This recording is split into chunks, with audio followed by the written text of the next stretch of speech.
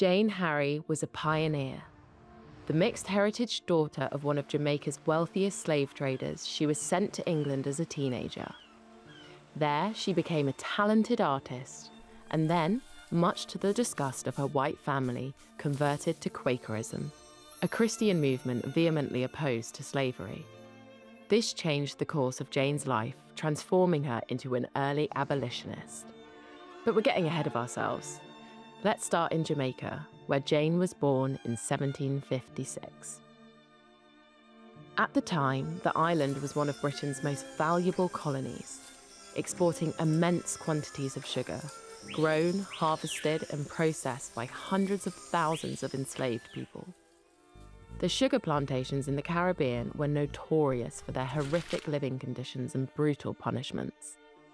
Jane was the daughter of slave trader Thomas Hibbert and Charity Harry, a free woman of colour. We don't know how consensual the relationship between her mum and dad was. We also don't know what Jane or her mum looked like. There were no surviving portraits, and of course no photographs. But we do know what Thomas looked like, and that Jane was called a quadroon, which in Jamaica at that time meant she had 1 black and 3 white grandparents. When she was 13, she was sent to live in England.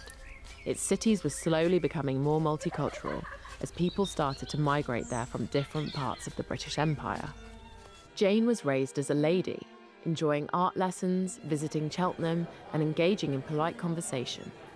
She had a talent for painting, and in 1778 won a gold medal from the Society of the Arts. She started to mix in London's literary circles, and encountered renowned writer Dr. Samuel Johnson as an acquaintance. Following the death of her sister, Jane converted to Quakerism.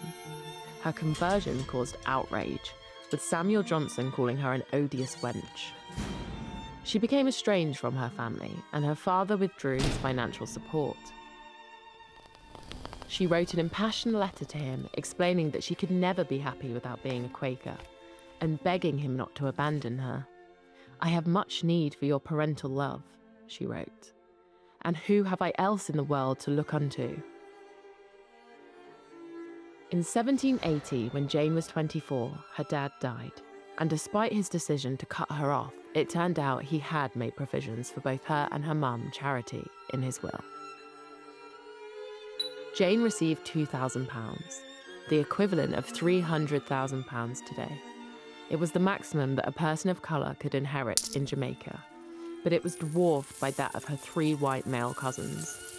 They received £100,000 each, the equivalent of over £15 million today, as well as his plantation and all the enslaved people on it. Jane challenged her male relatives and fought for an increase, but she was unsuccessful.